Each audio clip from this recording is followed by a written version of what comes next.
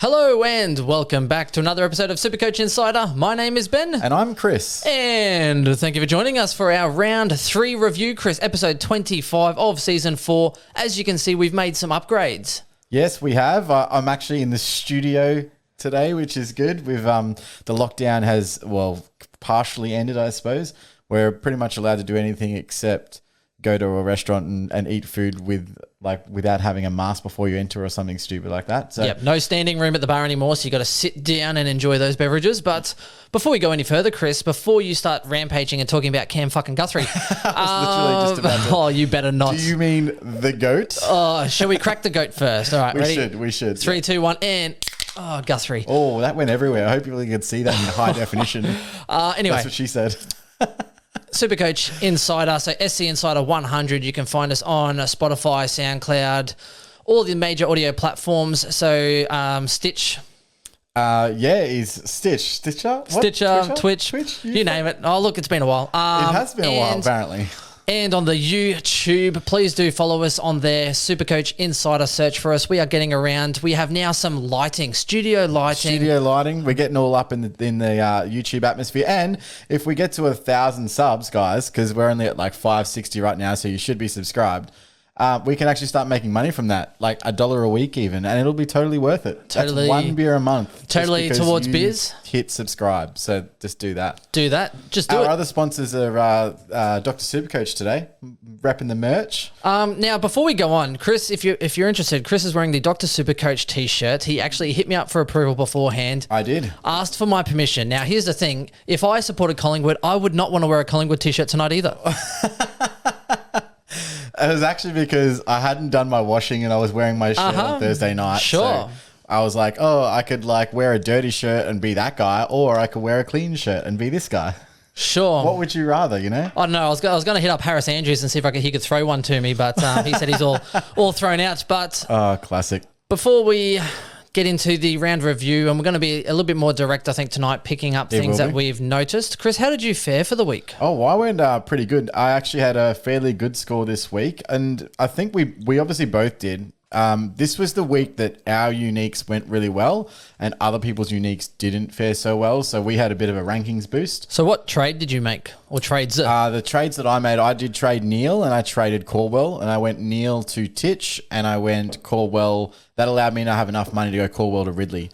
So the Ridley trade was obviously awesome. That was a really highlight. The Titch down was a leveler. They both scored the same.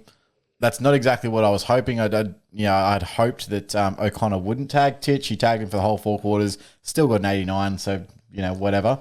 But it wasn't the ideal trade for the week, which was this guy over here. Tell us your trades, mate. Okay, so, and as we spoke about during the week, we both felt Ridley was a must-have. Absolutely. He was killing it, and I'm like, if you don't get him now, he's just going to hurt you. So for me, he was a must-have. I actually I wanted to get rid of Caldwell out of my side, but after Grundy went so big and I was going to straight captain Grundy, I thought, no, I'll throw a VC on there and hopefully maybe I can put on Gawn, and that way hope that a loophole opens up.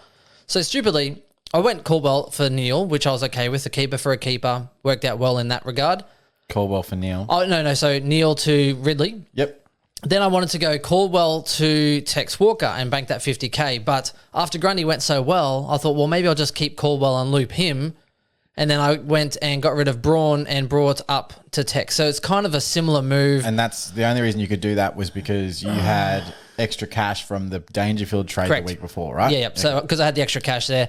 And so it worked out really well. Tex went huge. I'm the only one out of, so me and Swizz and Grimo and our chat group, the only one that went with him. And boy, was he impressive. So now he's made me 110K straight up. I'm now looking, Clary got tagged. I'm like, praise Jeebers. Yep. And so now I should be able to go Tex to a Clary nice and cheaply. And can I just say, before we move on, shout out to Swizz.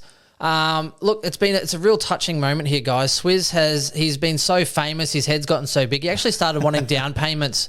He wanted down payments just to come on and share his view. Just kidding, Swizz. No, he probably shouldn't have left down on field this week then and had to trade an Impey to his Pine as his last trade. Yep. So because we're going to call you out, buddy. You on the show? You're going to get called out now. Yep. So Swizz had Impey on his bench and didn't get his score, so we're going to bench him for this week. It was more. You bench Impey, you get benched. Hey, yeah, welcome to the life of professional podcasting. Semi-professional. Amateur podcasting. All right. So obviously we both went pretty good. I had a score of 2364. That put my round rank at 244 and increased my season rank up to 1278. So just outside the top 1,000. And interesting enough, like we do not have the same team. Actually, our teams are quite different. I think we have about 8 different players. Yeah, and we are 3 points difference in overall score. How'd you go this week, mate? So this week I got 2359. Not bad considering I'm playing one less premium than you. Yep. So yeah, I'm 1,229 ranked overall. I was 293rd for the week, and yeah, looking pretty good. Yeah, and it helps that the high owned. So I don't have Dusty, I don't have Short, Clary. I don't have Clary, and they were the highest owned Titch, and they all underperformed. And I'm really excited to try and get Titch and Clary if I can soon. Yeah, it's going to be interesting. Yeah, they're going to be the ones coming up.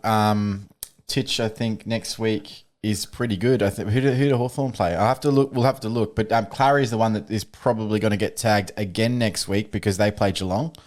And O'Connor seems to be doing a serviceable job, particularly in the first half and in that first quarter. And we'll probably go. Do you want to go backwards with the games or forwards? Oh, look, we can do what we like. But I do want to say Swizz will join us again. So don't we? Chris kind of moved on. He will join us again, probably when we really need an expert opinion.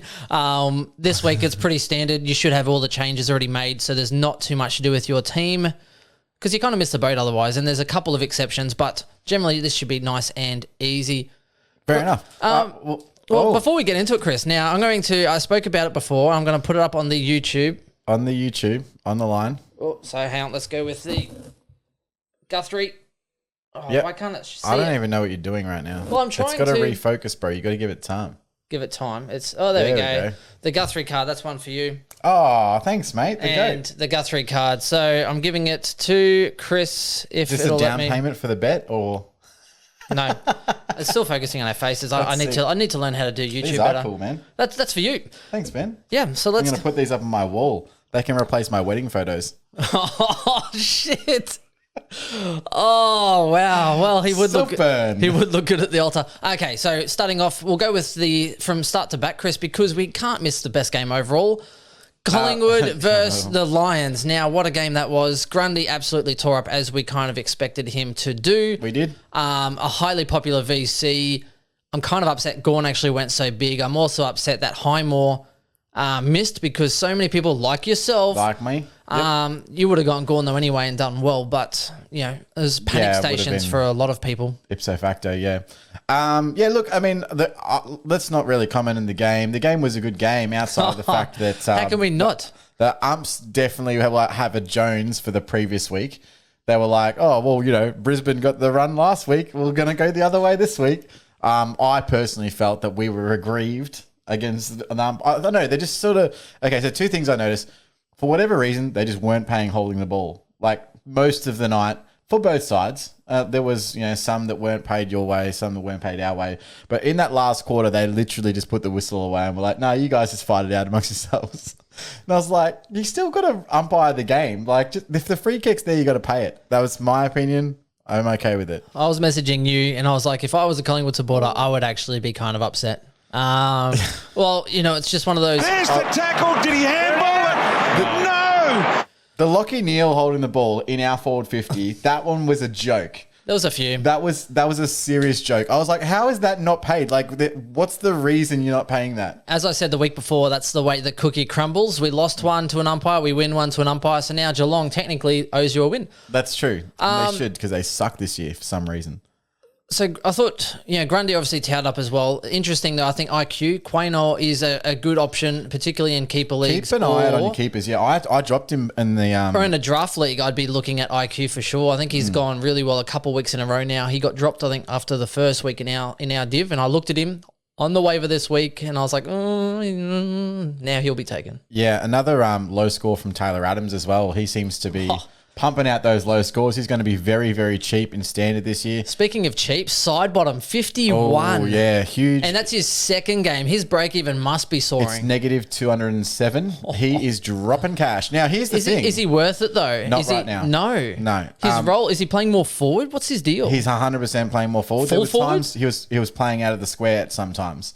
So they're obviously wanting someone. He's a good lead and a good mark and a very good kick. But when De Goey goes into the midfield, they're really lacking forward of the ball. So they're like, okay, well, we're throwing side bottom there. Now, that's not necessarily a bad option. It's just, he's not a tall guy either. Like, he's not a really great mark, but he's good on the lead. I don't love it. He's usually a great pocket player. It's not something that I'm enjoying watching him do, though. In the pocket? Put him in the side bottom pocket? Yeah, it's okay. If you have a decent forward to get the ball or decent midfield to get the ball to him, but our midfield's underperforming as well. Yeah, you'd be upset if you held side bottom, I think, in standard. Yeah. It's interesting. Even De Goey, for those who had him, De Goey, a 69, a 99 and a 51, definitely underperforming. If you have him, I would be really upset because at his price point... He's not getting the mid-time we were promised either because, again, the forward line, well, first of all, other than being injured and hopefully Will Hoskin-Elliott also gets dropped this week, there's just nothing happening forward of the ball. He's the only one that can really kick goals outside of Cox and Mychek. So it's ridiculous. So yeah, he has to play more forward. He's not getting the mid-time. If you have to go, I think you got to jump off ASAP. Yeah, and I think the reason we fared well is because all season we were saying load up in defence, forward lines where the value options are. So we went, Zeeble, I went Impey. Did you go down or who'd you go? No, I don't go down. I ain't no rook. No, I just went Impey over. I even dropped out of Danaher, and so he actually had a decent game this week, didn't he? Yeah, he's had 2 80s in a row, I think, Danaher. Yeah, so he's due to make some cash. What's his break even? Danaher has 80 in a row. -1, so he's about to make some cash. He's just made 30K. Yeah, he's still in 37% of sides. He'll probably make 150K, I reckon. So 81 this week, I think 84 the week prior. His first round he didn't do as well with a 54. Look, I don't think it's too bad for Danaher. If you have him, you'd be pretty happy that he's chipping away with some 80s. He's being serviceable and he's getting better as a footballer, not necessarily a Supercoach. Every week he's presenting better, he looks fitter, and he's just delivery, etc. Like he got 81, but that game should have been over 100. He turned the ball over going forward way too often. And of course, Collingwood's intercepting markers, they're going to dominate if you're just going to go long and high to the Collingwood defence. So, so that's unfortunate. I think in the coming weeks, he'll definitely be able to average a little bit more. I didn't get him though. Something to note though, which we wanted to bring up, Jack Zeeble is the number 4th ranking forward right now. He's coming off 155. He's still relatively cheap at 330K. Is that a segue? Are we going to the next game, are we? We are. Before you go into a Zeeble rampage, Dayton Zorko has now backed up a couple of good rounds. He had a shit one against Geelong, so he's gone 114, 64, 115. Some people probably be tempted. Now, my advice is wait on the Zorko train because he makes me wait every fucking year for a coffee. Not for that reason, but the reason is that for the Lions, right, when they hit their bye, straight after their bye, they play North Melbourne, Geelong, Adelaide, Saints, Richmond, Hawks, Gold Coast, Fremantle. Yeah, so there's particularly that North and the Adelaide one within a 3-round period. I think straight after the buys, I'd be jumping on the Zork train. Don't need to rush now. He pops out a 60, which you already know that he will do and can do. So, yeah, that's my advice there. I also agree, and I don't think the forwards are where we're making cash at the moment. So there's no really much point in trading in another forward premium. No. I just don't think it's worth it. I think you got to let you guys make some cash, and then we'll see what happens later in the season. I think people got a big scare on defence this week, so I imagine some will be trying to shore up their stocks in defence. And, I think even the midfield rookies are chipping away fairly nicely, to be honest. Yeah, absolutely. Yeah. So, all right, next game, North Melbourne, the Zeeb train, 155. What did you notice about his role that was so awesome for Supercoach? Oh, it's perfect. And especially with Luke McDonald still not being back, he's just going to continue to clean up right now. You already polished that one off. That's a good effort. Nearly. Well done. So his role's really easy. He's only really defends if there's an out and up. Like, so he's the loosest behind the ball. He jumps onto a man when they're short in defence, and then tries to play in the space there. So he takes intercept marks. He takes all the kickouts. Generally plays on from the kickouts.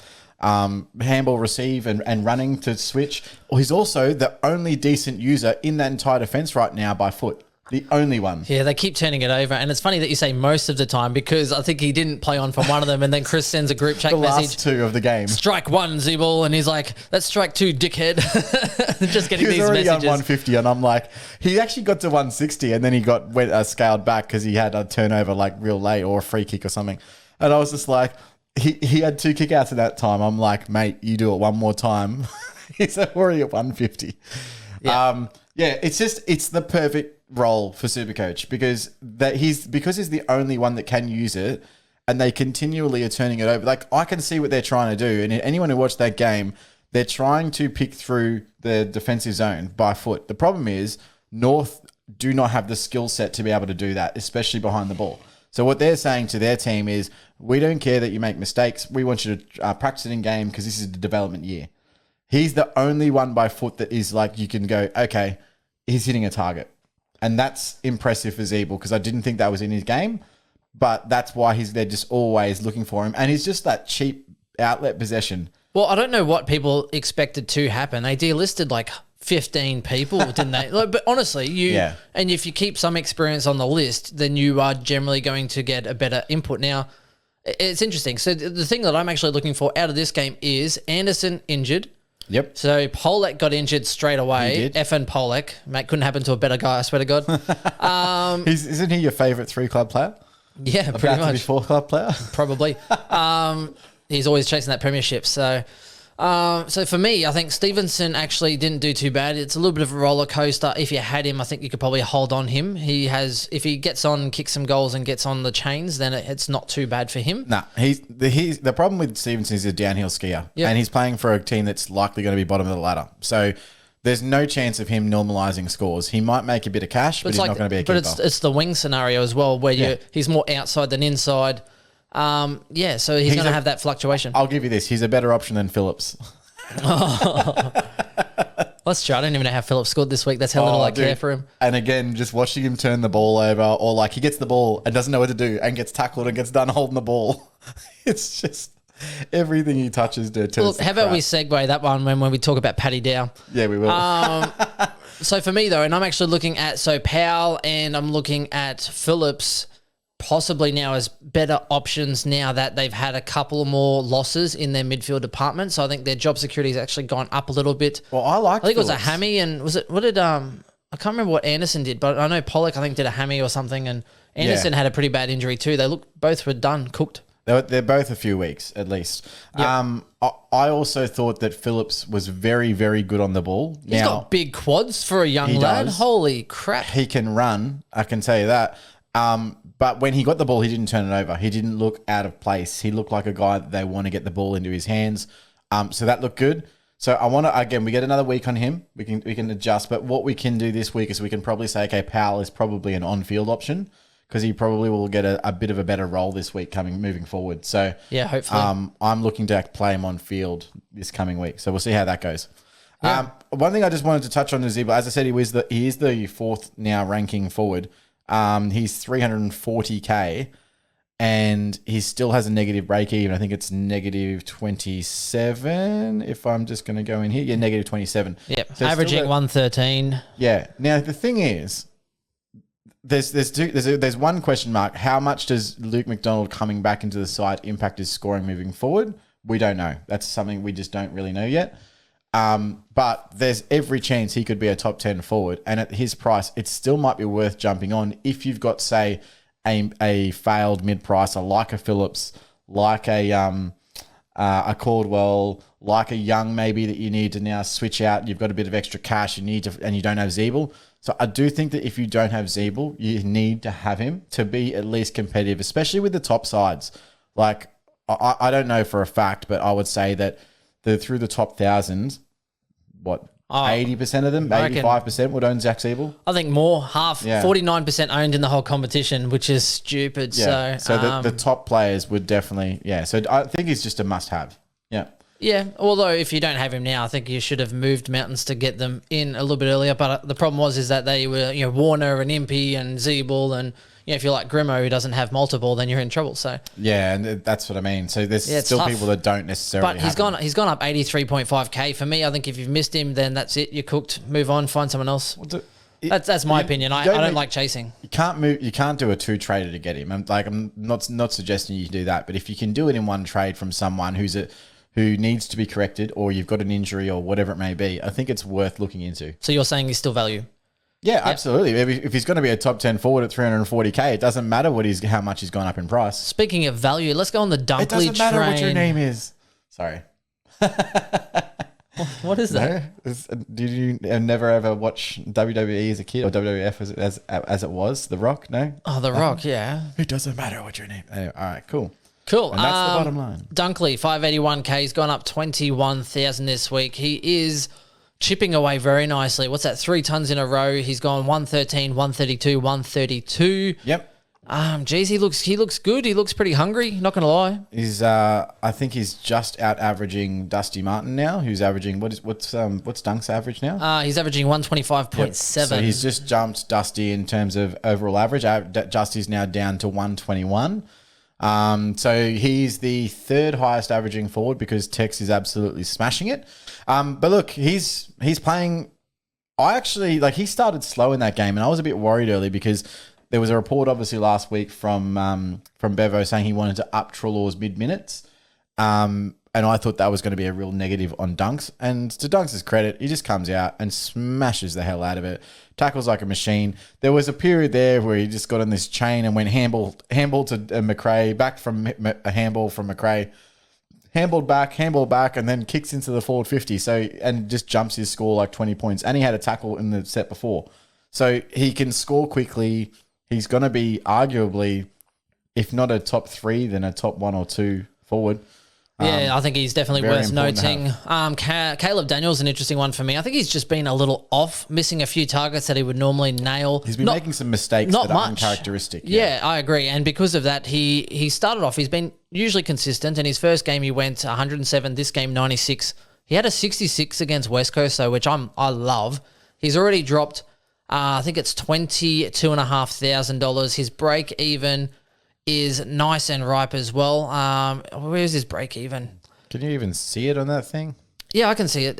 Break even 145. So he is projected to drop another 25,000. He is predicted to go underneath 500, and I am seriously tempted by Caleb if he drops cash. I'm not. I think that he'll just be around the mark.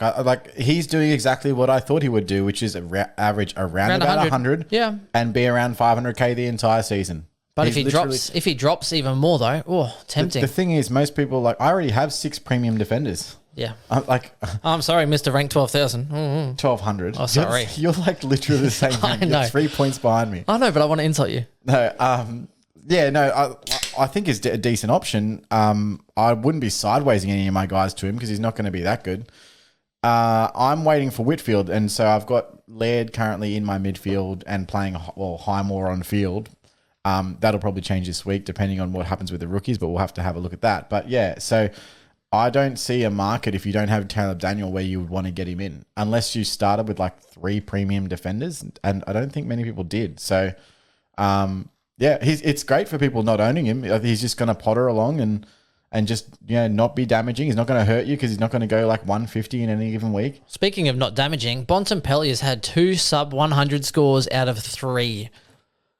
He's the one that you got to tag, and that's the problem. 92, 145, and an 82. But I'm waiting. I'm hoping he strings another couple of low games together because when he goes on a heater, he absolutely towers up. You got to be on him when he goes big. Yeah. 127 break even. I'm hoping he has another slow one because then his 145 will be out of his rotation, and happy days I'd be looking to cash in. 25% owned too. They'd be upset. I kind of want that a little bit closer to the buys. I don't want Bont to drop this much this early if I can avoid it.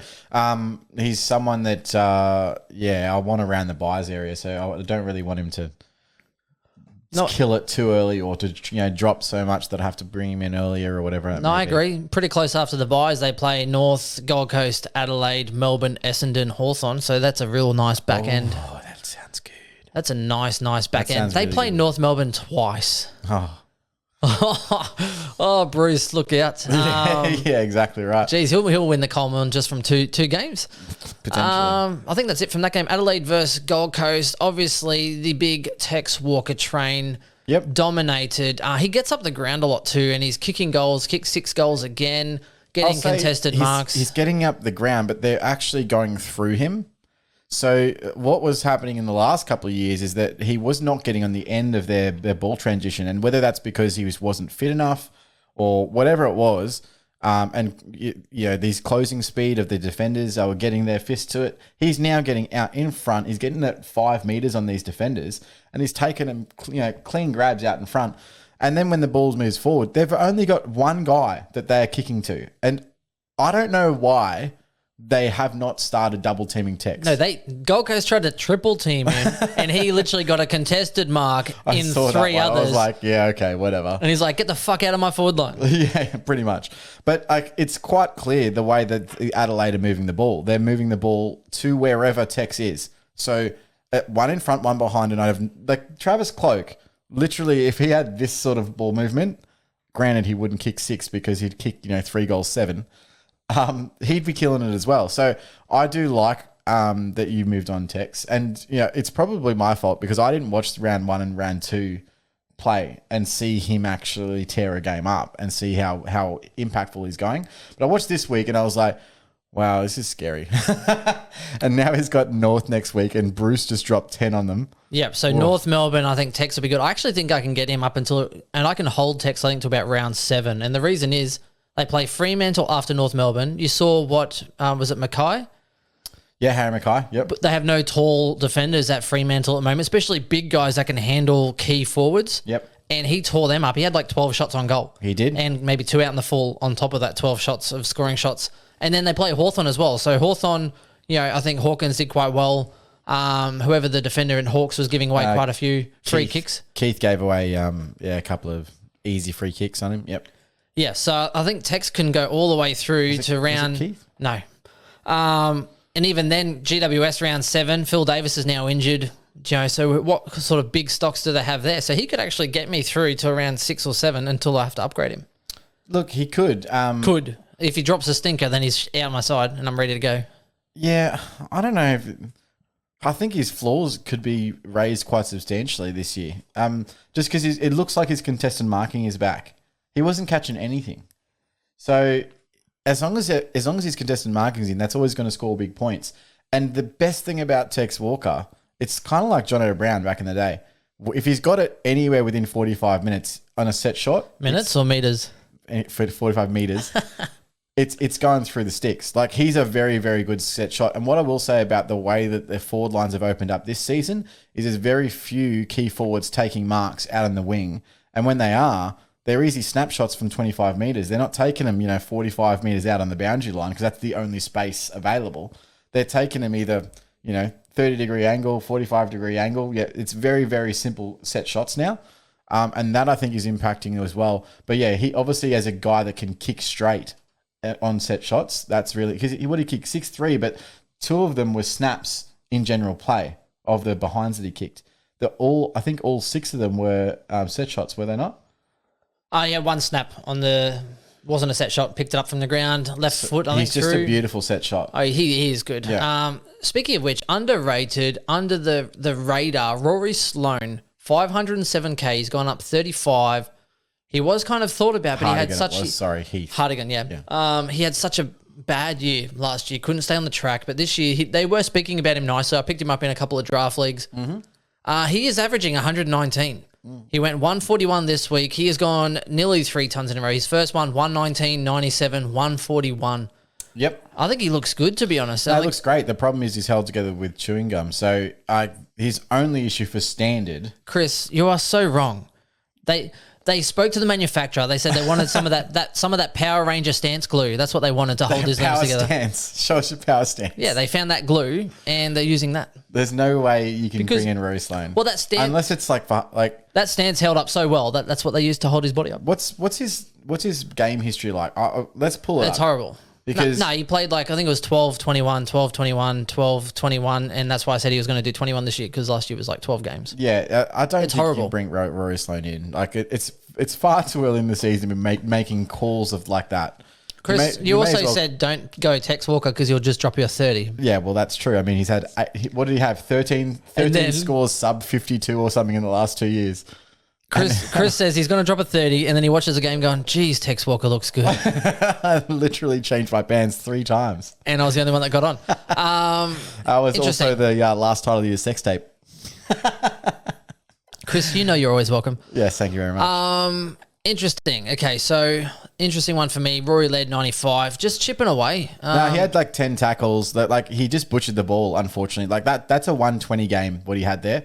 He just butchered the football, and that's, unfortunately, you just got to deal with that. It is what it is. Yeah, Riley O'Brien was doing horrible until Witts went down with, I think it was like a PCL or some kind of now knee. Gold Coast are in a world of hurt here because their second and third string ruckmen are both injured. Long-term injuries. And so they have to try and find a solution for this. What's likely going to happen is they think there could be, you reckon, Charlie Ballard? Well, that's who was doing it, I think. So I don't know if they will go to. I don't know who how have they got. Does the Smith's? supplemental rookie list work like that? Yeah, like but not they yet. Not. I think there's allocated times that you can supplement. So I think Zach Smith is injured. He'd be a nice cheap option if they used he's him. definitely injured. Like, Yeah, that's what I mean. They're all cooked. and their rookie ruckman is also injured. Like unless they want, they won't want to risk Ben King in there. So they really are short of options. I mean, I think Hugh Greenwood was chipping away there in the ruck, but he was obviously not even. He was just trying to negate, not necessarily a Sean Grigg style ruckman. I don't know what they're going to do, but it's definitely going to impact their on-ball brigade in moving forward. So and they play West Coast. Oh, geez, if you have. No, sorry, that was round 1. Carlton, Bulldogs, Sydney, Collingwood. So maybe Collingwood by that stage. Yeah, hopefully Marshall will be back round 8. The good news is Pitney's not great. Obviously, English and Martin. Steph. They'll probably rest Steph for that one. Hickey. I reckon they might as well rest Steph for that one. May as well. May as well. Sydney, Hickey might actually do all right. Collingwood, Grundy. Hickey's averaging well, man. He is. Like, Hickey's actually turned out to be quite a good pick for those that got him, but let's cover that. I suppose we can move on. There's not really much else on the Gold Coast.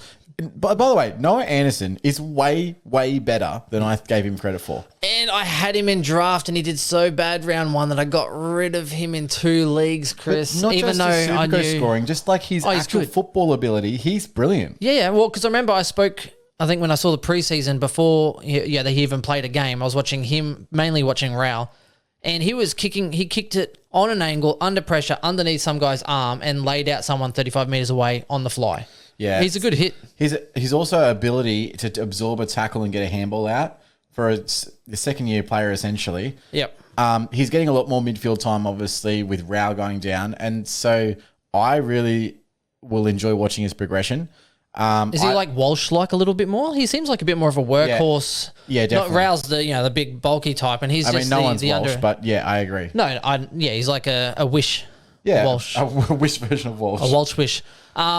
Yes. Do you have anything to say about Bose, Chris? Because he's chipped away. Absolutely. So Bose is now the 3rd highest averaging defender, and let me just pull that up. 146, 114, 95. Yeah, so he's averaging 118.3, just behind Callum Mills and Jordan Ridley, number 1. Look, he's absolutely destroying. Even that game, he started off slow and really came into it in the second half of the game. He's got, again, that perfect role. If someone doesn't lock him down moving forward, I'd be surprised.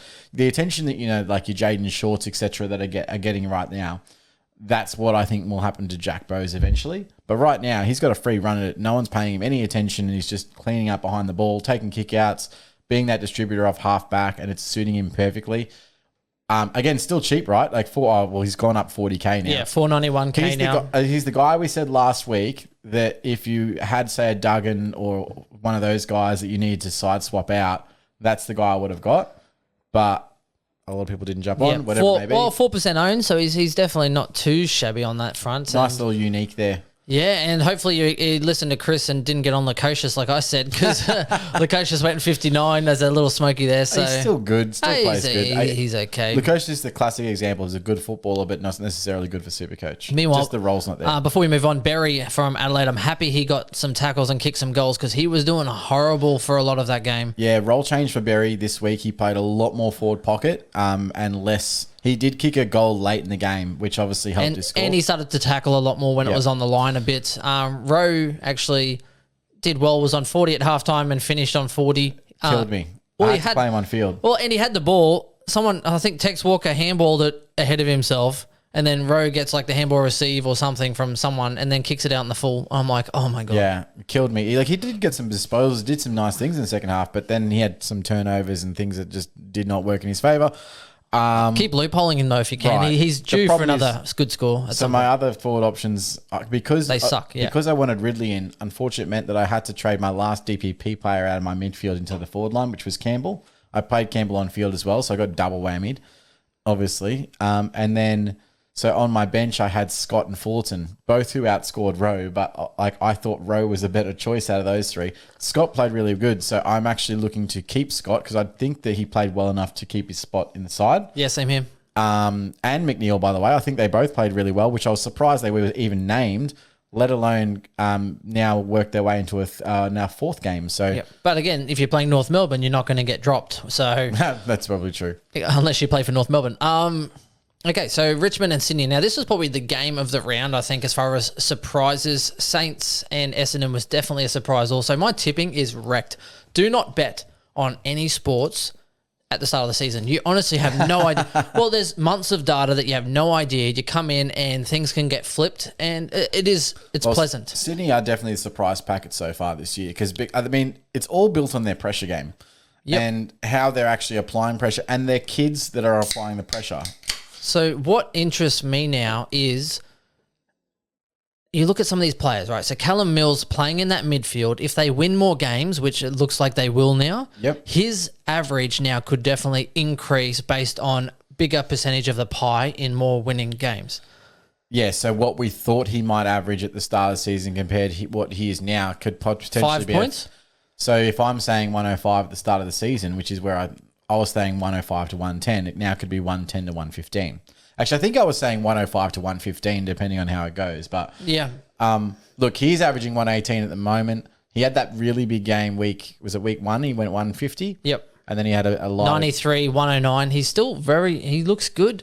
Yeah, I mean, look, I really like Mills. Again, is it someone you're going to sideswipe to? No. But is he a guy that you can look at to if you get an injury or during the season as an upgrade target around the buys? Look, definitely an option. I just don't think he's a must get. No, I'm just upset that he got knocked out in that Amy game because I had him in my side and then I thought I'll throw a left field and bring in Luke Ryan. Well, and that has not gone well for me so far. You know what is going well for you? What? Not fading Jake Lloyd, who is the 5th rank defender at the moment, averaging 112.7, which is pretty much what we said, right? We were like, okay, he's going to drop. But he'll probably average you 110. He might drop, but he's definitely serviceable. Absolutely. And we knew going into the Richmond game that he was probably going to be one to benefit anyway from the points. But at 116, I was hoping for more, I'll be honest. But, I mean, you can't really complain with a 116 when the top scorer was 120. Like, okay, I'll take that. Dusty got lucky late too. Dusty Martin ended up with an 85. He could have very easily got like a 70-odd. He just chipped away. Champion Data's love child. He just does the right thing, and then he got the ball and he kicks it, and I'm like, please be a stuff up, like intercept mark, something, and then no, just happens to hit a contest or hit someone on the lead inside 50, and I'm like, damn it. Yeah. Well, he's a good player, right? Yeah, he is. He is a good player. And he's but an 85 is exactly what we'd expect for like a bad game from Dusty. Like, you know, like. But that's his flaw. He wasn't that great and he got an 85, which is awesome. He drops the occasional 65 to 70 score, but he's more 80s. Yeah, exactly right. Like when he has a bad game, it's going to be more of an 80 and less of a 60. Yeah. So non-owners are kind of hoping for maybe 2 80s in a 3-game sample. This is Dusty. If you didn't know it before last week, well, now you know. Like, the reason I didn't get him last week is because he's not a must-have early in the season. He's just not. He's going to drop another few poor scores and he's going to average around 100. Like, that's what he's going to do. Like, if he goes... we've said this before. His best ever season where he was... literally had PBs all across the park, won every award under the sun, he averaged 119. Like, even that is not, like, it's great, but it was 10 points per game to more than his next best. So... I think he's going 110 this year, to be honest. Which would be his second best season. Yeah. And so, or close to. But if that happens, great. Is he going to be much more expensive than what he is now? No. So, like, why bother? Because, again, these 85s, these 70s or whatever, they're in his game. Yep, you'll be able to pick him up. He's going to drop a bad score. He'll drop 50K and you can pick him up. Yeah. Simple. between 500 550, you'd be Oh, absolutely. happy It's with. going to happen. I can Yeah, yeah. guarantee it. Yeah, fair enough. What has interested me though is with Sydney, they've like in previous weeks, Parker's kind of taken a back seat. JPK's taken a little bit more of a back seat. Goulden actually did really well. He just missed a few possessions, butchered it a little.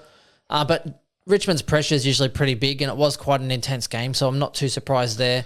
Well, if you have a Campbell look was the at, surprising one. Campbell had like 55 or something dream team. Half of that for Supercoach. Just hit some really good passes and then missed a few. Well, it was the same with Golden. Golden was 98 dream team. Yeah, so you take that. You know what's going to happen. I'm not too upset with that. When you have a look at their opponents coming up, you've got Essendon, GWS, Gold Coast. I think 3 favourable games where they could do really well. Geelong will be a tough one, but again, I think Sydney's too quick for Geelong at the moment. Impey was 109. Giath was like 115 today. Like They actually have a pretty good draw after watching their 3 games. So Essendon, GWS, Gold Coast, Geelong, Melbourne, Collingwood, Fremantle, Carlton, Saints, Hawks. I mean, look, That's not bad. there's no way I'm getting off Campbell, and there's Golden and Warner look to be fantastic rookie selections. They'll be in our teams until at least potentially even right up to the bye, depending. Well, on that was Hawks are the finishing of their bye, and I plan on keeping probably those rookies will be last to leave my field. I think. Yeah, I think so as well. So and the flexibility Campbell, of Warner, and Goulden, because they do have a high ceiling. So I'm tempted to leave them, and they're my last upgrades. I know it's tempting sometimes to jump on that cash train, but if you're leaving guys like Rowe, etc., on field, then you're going to hurt. So leave the guys like that. They'll still chip away. They'll get you that big score, but points on field, I think, is key. Yeah, I mean, they'll go up a lot quicker, and the temptation's going to be, okay, their break evens at say a 20 or a 30. I might cash this out a little bit early and then jump up to a premium or a sub premium or a fallen premium, whatever it may be. I would advise against that with these guys, because these guys are guys that can jump onto your field and bag you 100 in any given week. And you don't want to be the guy that traded him and then he goes 100 and then he makes another 2 weeks more cash gen. So, try to avoid if you can as much, unless you need to. I think that happened with Walsh. I think a few people moved early to get Walsh off the field, and then he was like 140, 145, scored, just went big. Yep. So an interesting one there. But yeah, Sydney, I think, are probably at the moment one of the most desirable teams to watch. Absolutely. Apart from that, though, I think you're right. Yeah, Hickey 112. He's gone up 71,000. That's actually quite impressive. Averaging. He actually has worked. Well, if you've gone, I don't think anyone went on him because there was so many rookies that everyone just, if they were going to go rookies, they're going to go cheap in the ruck line. They went with the Flynn Meek or the Flynn Hunter. Yeah, combination. 6% went there, and I did recommend it. If you went with a ruck option that wasn't Gawn or Grundy, then we recommended that you probably went with Hickey. Well, and I said last week as well, if you had, say, Riley O'Brien, I'd probably trade him to Hickey this week. Yeah, well, he's made 71K. He's had 2 really good rounds, so 123, 79, and 112. I think you can't be too upset with that. Now, it's funny because there's a big debate at the moment. Everyone's like, oh, see, Gawn and Grundy, I told you. And everyone else is like, well, hang on, Flynn's not that far behind. But again... A few different things about that. But if you didn't have Gawn and Grundy this week, then who are you captaining? Because you lost a lot of points this week. That's it. So captain is one consideration. The other consideration is, okay, so Flynn might not be on your field, but the rookies that have scored so far this season have scored pretty damn well. So imagine if you didn't get a Campbell, and then last week you missed out on his 118. You know what I mean? Like there's other considerations to about that. So I don't know. Look, who's winning? I'm glad to have Gawn and Grundy because they haven't lost much cash. It looks like Grundy's about to go back up. With Gawn's score, his break even's now I think like 130 or something. So he could even go back up again. He's 720. Like how you get like it's never crazy. It was never okay. Flynn's going to be a great scorer, therefore we should just go with Flynn. No, it was always, how the hell are you ever going to get Gawn and Grundy?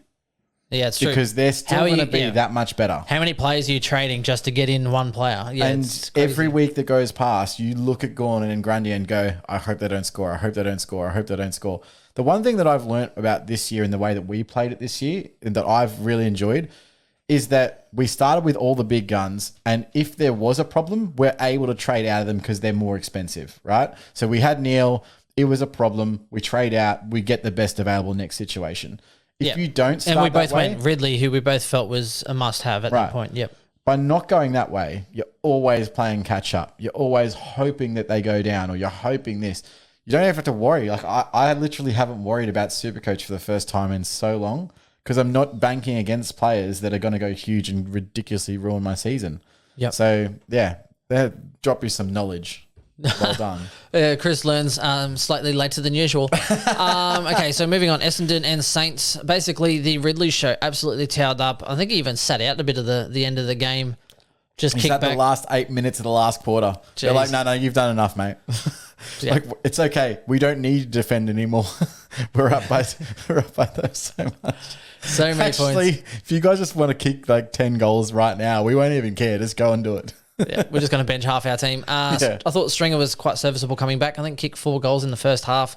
Something crazy. Zach Merritt chipping away. Parrish, I think, was the really impressive one. I think he just hated being shelved in the forward line. And can we just say right now, don't select Parrish? Because this is what's going to happen. The next 3 or 4 games. No, Parrish is a midfielder. Parrish is irrelevant. Yeah, for the next 3 or 4 games he will be. And then game 5 and 6 he's back in the forward line. Don't do it. Hey, just don't do it. Chris, it's like just don't do it. It's like women. Yeah, for 4 weeks. Do it. For 4 weeks, they're God's greatest gift. For 4 weeks, they're God's greatest gift on earth, and on the 5th week, the bill arrives. Oh wow! Sometimes I tell you what, we have a good time, but it's a problem. You know what happens? We get through the half of the next beer, and then I'm already done.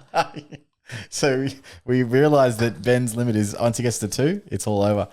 Anyway, Waterman 81, definitely a wait and see. Now it's easy to score 81 when you absolutely smear the shit out of people with 143 points on the scoreboard. So sorry to Saints, sorry to my cousin who's a big Saints supporter. The one thing I don't like about the 81 is he kicked 2 goals with that, and so that's not bad though. No, it's not a bad thing in a landslide. No, I'm just saying that I want to see him score without goals because he's not going to score goals every week. True. So, especially in his role, because he wasn't playing in the pocket, was he? I didn't even watch the game. I watched a little bit of the game. Flank, so at what point you just kind of, you just don't want to watch people just struggle. But an interesting one there. I think the one person that can hold themselves high was Steele. Obviously, Highmore was a big issue. I actually commented on the halftime. They said, we needed to do something, or we need to turn something around. And I was like, well, you could hire more defenders or just hire more back. Look, I think Highmore comes back and is a good topic of conversation this week because he's still obviously on the bubble and he has the lowest break even of anyone on the bubble. So for those guys that have an injury, again, maybe a young, he's just done his hammy. He's minus 68. I think he has to come back in after a performance like that. Carlisle didn't really take his spot. Carlisle was chopping out. He was chopping out the ruck. So he was replacing, I think, a banged up Hunter. Yep. So I think it'll be interesting there. And if anything, when you look at the players that Gresham's now out, he's done his Achilles, so that kind of frees up some other possible spots. Well, what it means is that I didn't watch the game, so unfortunately, but I would assume that say a Hunter Clark might have played a little bit more behind the ball instead of on the ball. So with Gresham out, they probably want that more X factor in that midfield. That's a Hunter Clark. Yeah, I thought Caulfield butchered it a bit. Butler hasn't done much at all. Normally last year he was getting everything served to him on a plate, that Butler. But this year he's learning he has to do all the dishes and do all the hard work. So fair enough. Classic Butler reference. I respect that. Yeah. Some people say I recycle jokes, but I just like to wash it up. Or sometimes you do both. I don't know if you have time. We've got a Home Depot, Frank the Tank. Got a nice little Saturday planned. Yo, you do this. I'll do one. I'll do one. We're streaking. Okay, that was a nice little old school reference. Hey, I'm glad I picked up on this, Chris. There's a reason I invite you over. Old School is still my favorite comedy of all time. It's great. It's just brilliant. The first scene, he's in a conference and he's leaving early to go home, and he gets the taxi and the taxi goes, it's like, the seatbelt's broken. What do you recommend I do with this? And the taxi driver turns to him and says, I recommend you stop being such a faggot. And he just goes, anyway, it's just and that was a direct quote. That is not Chris marginalising people. No, that's definitely not. Can we talk about West Coast Port Adelaide? So next one here, interesting. Dan Houston chipped away again, just short of the ton with the 95. So he is definitely doing well Boakey got a 104. Probably there wasn't too many that can hold themselves high. Port Adelaide, I think, got Cough, Houston. But, Boak, I think, did quite well. Houston did quite well. Amon, I think, has been a big surprise. I was big on him in the preseason. Problem was he averaged quite well last year, so he was not enough meat on the bones for me exactly in right. draft leagues, but he's been very serviceable. He's had some mid-rotations. Like, he usually plays on a wing, and he's actually had some on-ball rotations. So, So Butters I think Butters will improve in the winter because in summertime Butters just seems to melt. He needs to be nice and firm. I think in the winter Butters should do a bit better. Look, he's still averaging well. Yeah. I mean, if you got... Okay, but the top if 1,000... you traded him in last week, The top 1,000 that had him are definitely straight out of that top 1,000. So it averages out. I think it was 37% of the top 1,000. I think Butters is a good selection for the year. But you got to look at Butters as that because he has that in him. He's got a poor score in him. Like... You know what happened though? Butters did really well on his own, and then all of a sudden you bring in Rosie, and then they both do shit. So I don't know what it's going to look like moving forward. I still think Butters averages around about 95, maybe 95 to 100, which is still going to be enough for the top 10 forwards anyway. And he is a top 10 forward right now. Dude, just don't expect those 160s. Like, that's an aberration. Like, that's not going to happen very often during the season. He's that guy that can drop you a 40, but he can also drop you a 120. Chris, I'm gonna pull a Supercoach Elites here. Butters is averaging 130.5 without Rosie and averaging 55 with Rosie. I mean, you're not wrong. You're not wrong. Definitely not wrong. But when we look at the West Coast side, Gaff, I think, played a lot more inside, which was lovely to see. Hearn averaging very well, by the way. But again, Hearn. they call Old man Hearn, yeah. They call him soft tissue Hearn. Probably wouldn't touch him, but keep going. Well, it's a long season, so at some point he's going to get hurt for sure. That was bad. You've made some bad puns. That one was really bad. That's not good. Well, 60% of the time, it works every time. Hearn is doing pretty Facts are well. facts. Shuey comes back in, towels up, gets leather poisoning, and then does his hamstring again. I think was it hamstring with not long to go, 10 minutes or less. Yeah, it was really late in the game. Yeah, really upsetting. So what I'm hoping is that Gaff now played slightly inside more, got the ball more. So I'm hoping they kind of let him keep that role because he was quiet otherwise. Could not give two shits about Gaff. He will never make my standard side ever. Forever. You realise this is Gaff and not Dom Sheed, right? Why are you taking it so personally? Gaff has never, ever proven elite scoring ever. Every time he goes on this run of 120s, he goes on this purple patch in the middle of the season where he averages 120. He doesn't have a really high ceiling. It's always like 120, 120, 120, 120 for 5 weeks. And then he drops off the bandwagon every single season. And then he end up averaging somewhere between 105 to 108. He is not a premium midfielder. So I just don't want him. I don't want any part of him at all, ever. Jeez, Chris is going on a tirade here. I might need some gaffer tape. Just shut you up. Hearn. Then let's talk about Hearn though. 505,000, still very cheap, gone up 27,000, averaging 114.3. Yeah, no, he's averaging well as a defender, and he's playing on a lot, kicking long from the kick-ins. Yep. He's definitely someone. But again, if you didn't start with him with that injury risk, it's hard to bring in someone like that because you know that you might have to trade them out again. Anyway, the season is 22 games. Ask any Josh Kelly owner. Ask anyone. Oh yeah. Doesn't matter if you win by an inch or a mile. Yeah. Ask any Supercoacher, any real Supercoacher. Doesn't matter if you win by a point or yeah, exactly right. or an Essendon flogging. Winning's winning. So interesting there. West Coast. Yeah, I mean, Hearn's doing quite well. What's he gone? He's gone 118, 117, 108. Very consistent.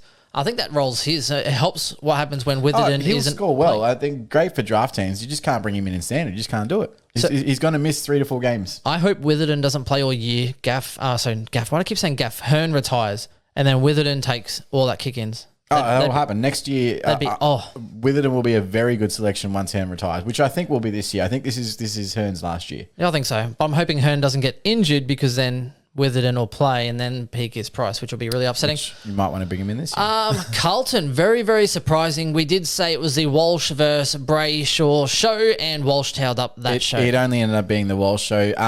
We saw the bounce. Actually, before the bounce, David Teague was on Fox Footy And they said, how do you see the matchups today? Will you think, tagging's in vogue? Will you think about sending a tag to someone? He said, yeah, we're going to probably use Ed Kernow today to nullify either one of Brayshaw or Chera, whoever's here. And of course, at the first centre bounce, bang, straight to Brayshaw, and he tagged in the entire day, basically, especially in the contest. And he definitely did his job. I still think Ed Kernow is... If Matt DeBoer wasn't, he's now injured. Well, he's injured, yeah. If Matt DeBoer wasn't on a list, Ed Kernow would be the best tagger in the league. Yeah, I agree. So, and not only that, he hurts you in a way that you don't get the ball, but then he gets the ball. Yeah.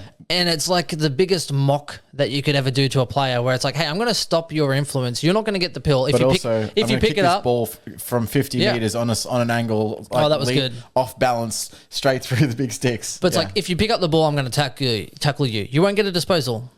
You'll touch the leather, but I'll tackle you. Next minute, I get the ball, I run away, and then you're too busy trying to stay away from me that I get the ball. It's funny. It's exactly what happens when Dow has no pressure. Actually, now we can actually speak about Dow. Now, this is the funny thing, because in our chat, we started this little thing because it was like, he had handball received directly to him. Oh, wait. My name's Paddy Dow. Where's the ball? It's a hot potato. The amount of implied pressure in his fucking head must be so high. He had a handball directly to him and then butchers it 4 times. I'm actually positive. There's only one way to explain how he's still in the team. At training, he must towel up. He must, no pressure at training, does whatever he wants. Chris, I sent an email. 360 spins, kicks the ball. Chris, I sent an email. I sent an email. What did the email say? Okay, so I had to go through unofficial sources. Unofficial obviously. Sources? Dow. You emailed your mum, didn't you? Excuse me, my mum is very official. No, Dow is the snitch of Carlton. That's why he's in the team. He gives them all the dirt. All the down low. That's how he keeps playing, Chris. He's the snitch. And then he reinvests that Dow. Oh, he did not just do that. And it's funny because they say snitches get stitches, but he's never close enough to the contest. So, one thing I will give Dow, he actually does go in hard at the ball. He just, unfortunately... It's in the change rooms. No, he does go out of the ball, but invariably he gives away a free kick or doesn't do it effectively and actually gets possession of the footy. He's just 3% off being a football player. And that 3% is enough that he can't kick straight when he makes bad decisions and he tackles ineffectively and makes ridiculous errors in the contests.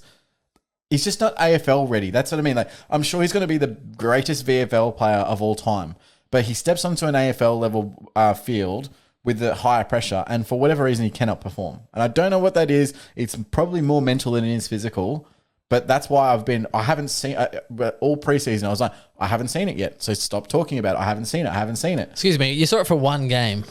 One preseason game. Thank you very much. We saw it for, and it was like half a preseason game. I'm upset, right? Sam Walsh. Why would you be upset with that? No. He did really well. What I'm upset with is twice he kicked the ball to Mackay, right? Oh. Three times. It was three. And he missed. Did he miss the third as well? It was 3, my lord. Three, my lord. It was 3. Mark on the lead, so great inside 50. But missed the goal assist. Goal assist. Yeah, it was 3. Oh, that's so upsetting. I think he kicked 6 goals, 6 onto the day. No, he kicked 7-5 and then 2 out in the full or something. I think it was horrible. Yeah, so one wasn't even a scoring assist. Yeah, no, and unfortunately, he also kicked 2 balls out in the full. So from his 37 disposals, that could have been 160. And one of them he was trying to hit Cripps on a lead. And I was like, what are you doing? You kicked it out in the full. I'm like... Yeah, another one. Anyway, he still looks good though. He still works very hard. Another one. I think with the role that he's going into, similar to last year, I think the more time he's there, the better he will become anyway. Also, I want him to kick still more. Cheap. He's handballing way too much. Yeah. I don't know if he's too reliant on handball, but he needs to trust his kicking a little bit more, especially his long kicking, and maybe that's not the Carlton game plan, and maybe that's why. But I would rather him kick than a lot of other people in the team. And I know he's not a fantastic kick, but he's serviceable long kick to a contest, and that's great for Supercoach. So I would really appreciate that a little bit more, guys, especially moving forward. I think he's so good in tight with so much spatial awareness that he's hitting people in the open with his handballs, and that's what's killing. It's good. What I've been impressed with is his actual ground ball work at the contests in the clearances. that's gone straight through the roof because obviously we know his real weapon is his spread and his ability to get off the chain. Now, his ball in close and his contested ball and his handball inside pre-clearance disposals, I've been super impressed with. And that's really come through in his Supercoach scores. So when he, turns the ball over or whatever it may be, he's supplementing them with hard ball gets. So how's this though, right? So Sam Walsh was 540 odd thousand. Mm-hmm. He's now averaging 117 over 3 with a 122 or 105 and a 124, and he only goes up 14,000.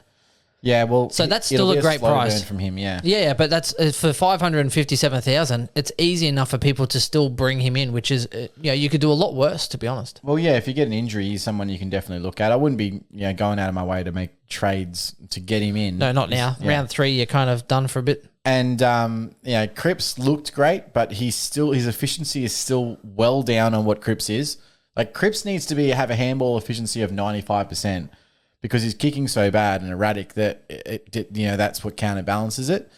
Now, when he's turning the ball over in the contest, that's when he's not scoring like he should have. Like he played very well in the weekend, but his score was only 109. Now that could have been a 150 game for Cripps if his efficiency was a lot higher. So I'll be interested to see how he performs this week. And the thing with backs, like we know, they take longer to heal for a start, and recovery is a lot harder. So he could have gone out and felt nothing and felt fine, and the next day he wakes up and his back's an issue again. So I will be interested to see if he can back it up this week. I just wouldn't bank on it right now. Yep. Talk about Doherty, Chris, because you were comparing him to the Ridmaster. I was, yeah. I had a big rant. It was actually more in the Dr. Supercoach Slack. Actually, I was chatting in terms of. Statistically, you just did a fun with Dick and Jane. Hey, how are your statistics? I'm being indicted. Indicted. You're welcome.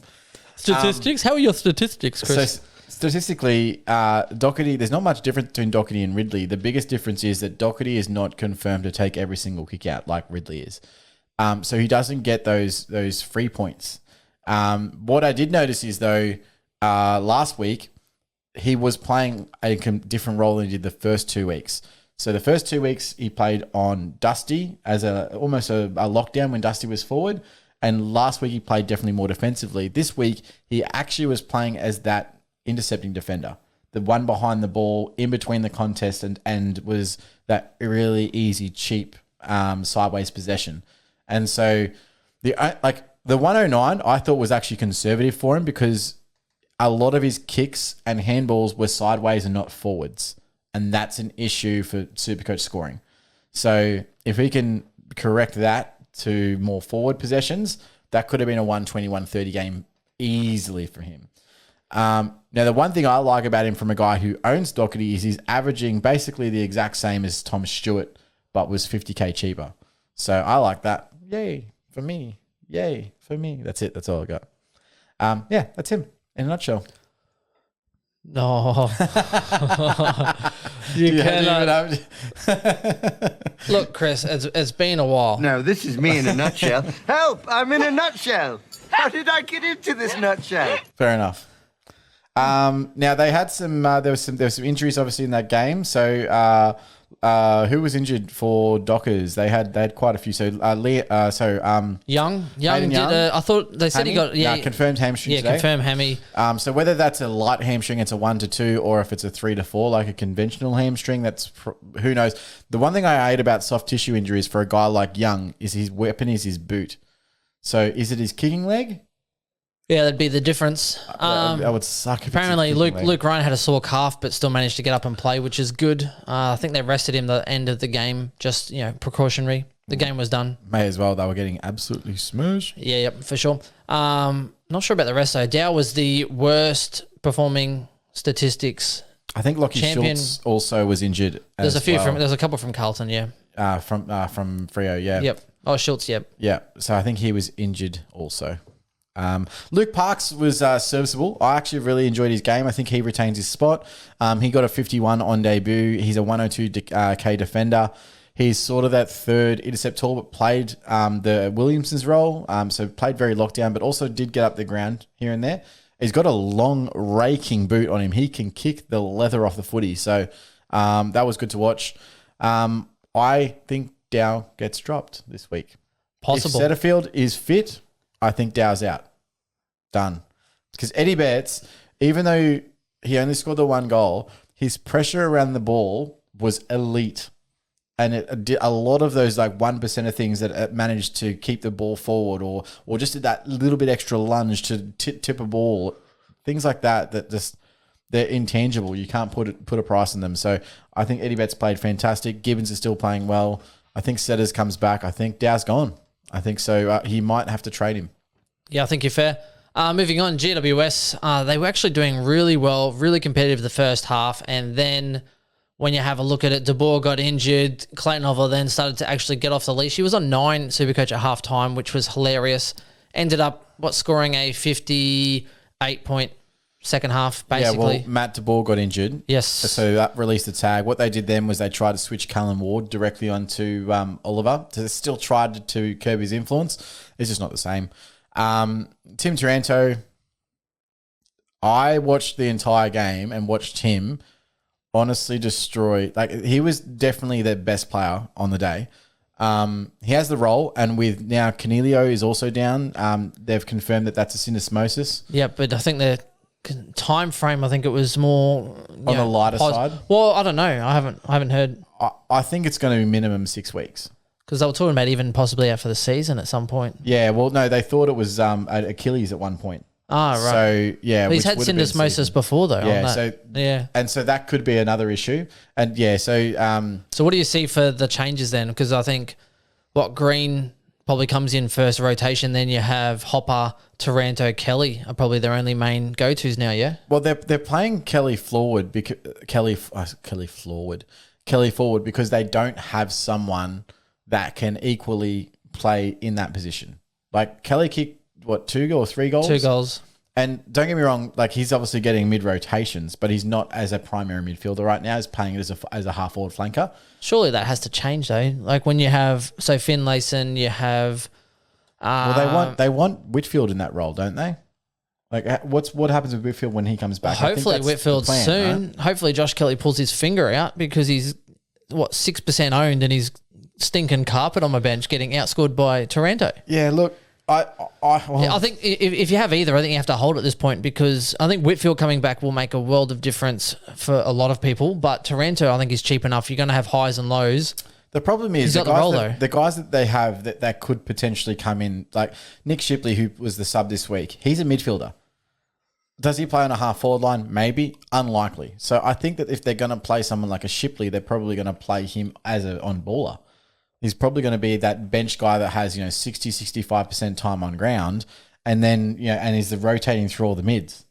I just can't see a world where those injuries actually impact positively for Kelly at this point. I think we need Hogan. We need Riccardi still to come back. Himmelberg, Riccardi. So they've got to come back this week or next week. Finlayson. Then I think it's okay. With Green, then I think Josh Kelly gets a free pass. Yeah. Now, what I did like, and this could be something to watch, especially for draft and for other considerations, maybe their game style was that switch everything early. And so that Isaac Cumming, Connor Iden and Lockie Ash all had fantastic scores because they literally just kept switching the ball to each other and just shared it among that back line.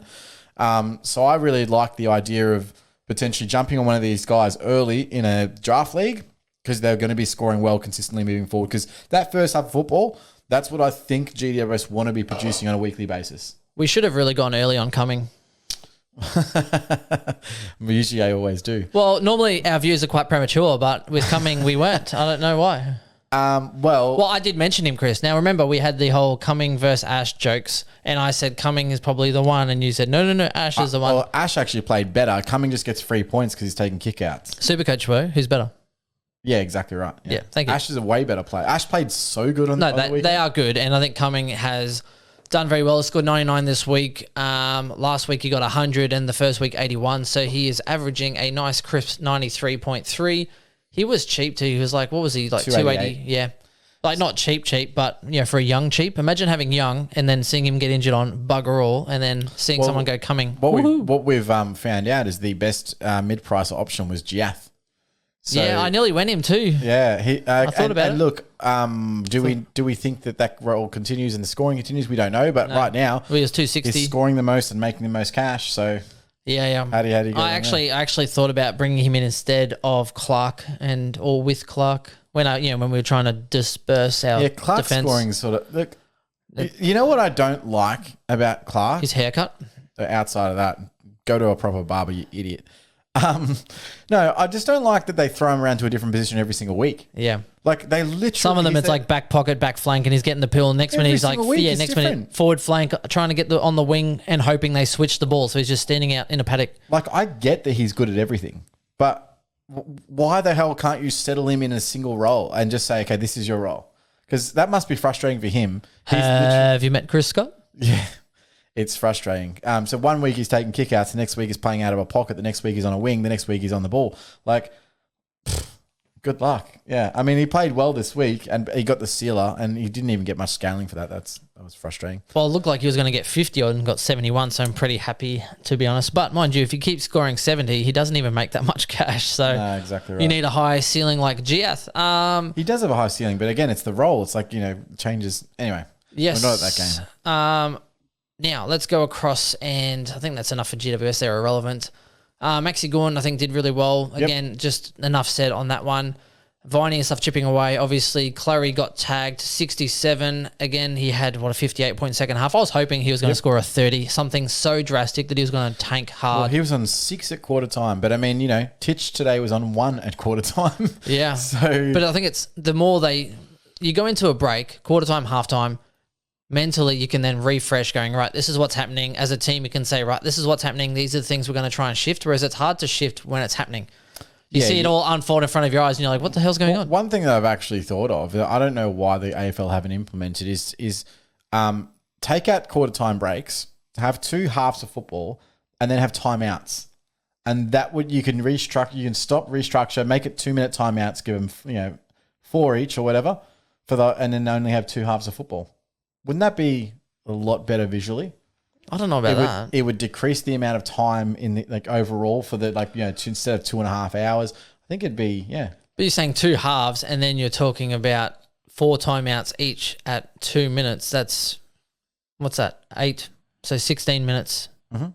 What are the quarter times at the moment? 6-7 minutes. 5 minutes. No, they're not. Because I know when I skipped on KO, it's definitely longer than 5 minutes. What's this?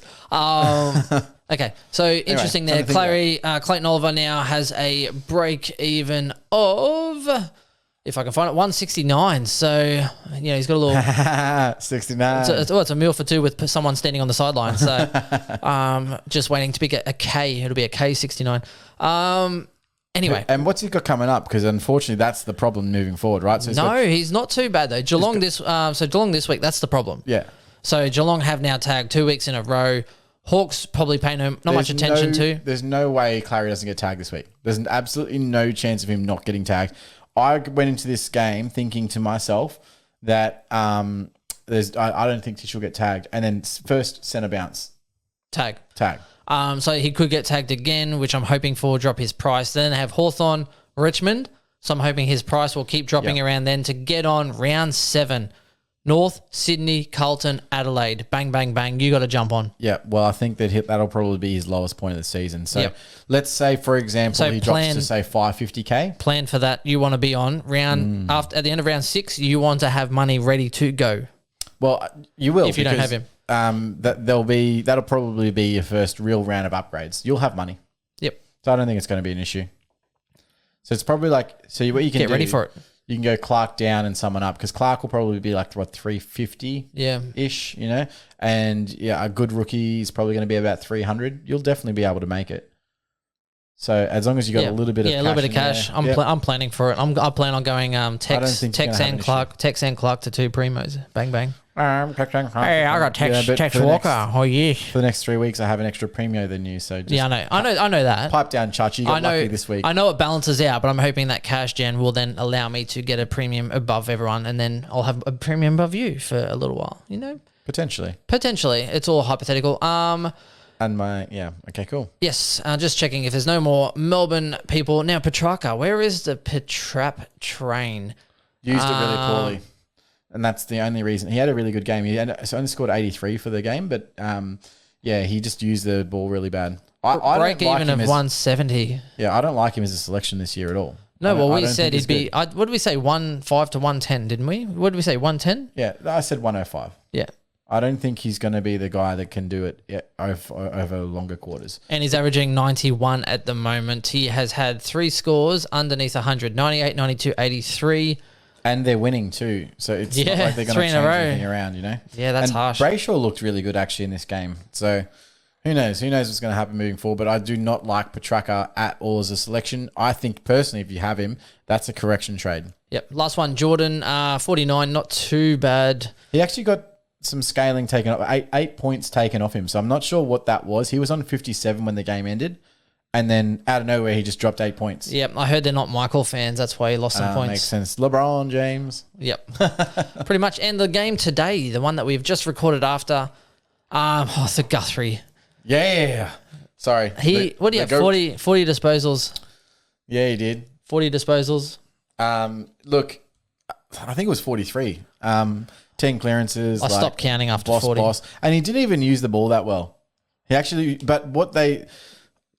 Today's game. It's all about the work rate. Those that work get it. Yeah, it is. And disposal. I actually hate the Geelong game plan. Oh, it's so bad. Which is chip the ball around and try and work the ball forward. And it sucks. It just sucks the life out of the football game.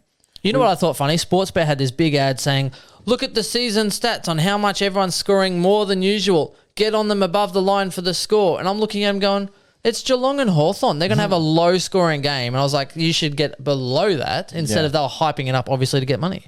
Well, they love to play the control football style things. But that's what I hate. They use these stats to, hey, look at all these stats about the season and get on here. And I'm like, but Geelong and Hawthorn will be chipping backwards. Sports betting company making money. Yeah, I know, right? No, I know. It's just baloney. Yeah, it is.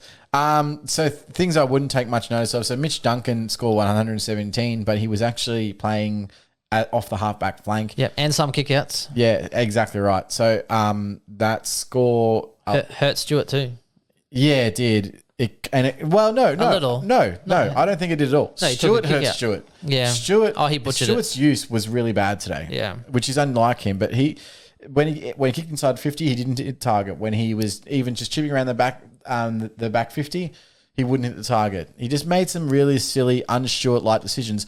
But also, like Carlton, he was that sideways kick and switch as opposed to that forward kick. And so you're just not getting those extra points that you would usually get for those long forward kicks. So, a little bit different, but I don't think he's going to score bad. I think Stewart's still going to be fine. But that's the only reason why he had a really poor game. Is what it is. Yeah, fair enough. Interesting. Giath now averaging 102. He's gone 119, 118 the last 2 weeks, gone up 66,000, break even of minus 42. If he gets an 81 this week, he's going up another 50,000. So if you jumped on him, kudos to you. I think if you've got the money in the bank and you've got Hayden Young. Well, I did say, Sicily roll? Yeah, I think he's not bad as well. Not bad. And he's quick too. This game helps. This is, of course, if you don't have Zeeble. I think Zeeble is a much higher priority in everyone's team if they don't already have him. But I don't mind Giath now. After watching him for the last couple of weeks, I definitely think he's solidified his role. He did a lot of really good things in this game. And by the way, Jarman Impey. Oh, the imp. Did you bring him in? God. I had him from round 1, man. Oh, me too. Dude, honestly, his role is perfect, man. No one gives him any attention. He just floats around, taking intercept grabs, getting cheap possessions out the back. And then pushes out to the wing. Yeah, absolutely. Get a handball received from guys that are taking it, mark on the 50. Oh, wait, how good was it when Geelong kicked it out on the full twice and he was just there like, oh, my ball. Oh, and I'm just like... number 3, my lord. I'll take another one. Another one. Like Jarman Impey's role. Again, another guy who I think I could be a top 10 forward. Let's have a look at the forwards. I can bring that up quickly. You can look at them. Impey at the moment averaging 98.3. The first round we did say his role was quite good. He only got a 64. He butchered it a bit, but then he's gone 123, 108. So he's definitely good there. Fremantle, Melbourne, Adelaide, Saints are next. West Coast and North. So he could definitely towel up in some of those. Yeah, so Jarman Impey is the 12th averaging forward right now on 98.3, just behind Toby Green, who shot up obviously this week, and he's averaging 98.7. Harry Mackay's in there with that huge score. He jumped into 104 average. Josh Bruce is in there. And Tex is obviously number one. So and Jake Stringer obviously one game special. Yeah, so it's a one game. So basically, outside of if you had Dunkley, Dusty, Zeeble, Impey, you're laughing with Campbell, Warner. Absolutely, yeah. And this is what I mean. So the forward line to me right now is fine. You do not need to touch as long as you. I mean, I've got Rowe at F6, so I'm trying to get him. That's what helped. Rowe went off the field and Walker came on to my field, which is kind of the appeal of me doing that trade. Yeah, I'm going to try and maneuver that around, but I'm not going to use trades to do it. I suppose that's where we get to this week. So if you do not have an injury this week, or you don't have a problem in your side, like I know you have a problem and you may want to fix that. I think I will. I would not be trading at all. This is from now until, say, round 5, 6. If you can avoid trading unless you absolutely need to, you need to try and conserve your trade. So this is the time where you sort of relax and you only make moves if you absolutely need to. That's through injury or suspension. Yep. So round 1 and 2, it's acceptable to make trades and corrections because prices haven't changed, and then you can get on before the damage is done. Whereas now prices have changed. There's no point spending 70K because I had someone talking about Tex Walker gone up 107,000. He's like, oh yeah, I can't wait for Supercoach to open. I was like, why? He said, yeah, I'm bringing in Tex. I'm like, he's just gone up 107,000. He's not. He might make you an extra 100 if you're lucky. Yeah, but it's too late. I mean, in his defense, if he's thinking that Tex is going to be a premium? top 6 premium, then that's a different story. Check yourself. Well, again, we both would agree that he's a cash cow and not a premium. Correct. But stranger things have happened. Hey, Rampy, Marshall. Who knows? Who knows? So, we could all be the ones laughing at the buyers when we're trying to scramble to get Tex in because he's still the number 1 averaging forward, but I doubt that he can kick 6 goals every week. Nah, if I get rid of Tex, there's no way I'm bringing him back in. He would be the Rampy or Marshall where I'm just swearing at him each week. Yeah, so, look, again, so be careful with your trades. Like, I mean, Impey, again, someone that you could, or Zeeble, those guys, if you don't have them, they could potentially be top 10 forwards, and they're cheap. Impey is still 288,000, averaging 98.3, so not too bad. But again, I think if you've missed some of those, I think the boat sailed. Just out of curiosity, what is Phillips doing? Oh, Phillips. Tom Phillips with an 82. He literally scored exactly what I think he's going to average for the year. And he's averaging 76 for the season. He actually lost money this week. He lost what did he lose? Oh, he lost 3.7 thousand. His break even's 96. He's going to lose more cash next week. He's projected to get a meal for 2 and lose 12,000. So, dude, look at his projections. Honestly, and this is what I don't get with people. Like his projections over like the coming weeks are just terrible. It's like 67, 72, like blah blah blah. It's so bad. Oh well. Scroll down a little bit. Yeah, here we go.